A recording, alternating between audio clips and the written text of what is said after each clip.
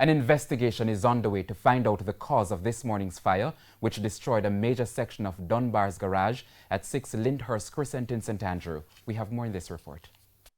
A fire at Dunbar's garage in St. Andrew, sending thick plumes of smoke into the air. The fire caused significant damage to different sections of the establishment, like the roof and inside the building. Nearby residents tried to find creative ways to ensure that the fire did not spread to their properties. Firefighters arrived shortly after the blaze started. District officer assigned to the Half Tree Fire Station, Dalbert Kane, says firefighters got the call about 2:15 this morning. We responded immediately with one unit from the Half Tree Fire Station. We were given assistance from York Park Fire Station with 2 units, 1 water tender and 1 firefighting unit. We also got backup from Trenchtown Fire Station as standby because of the water source.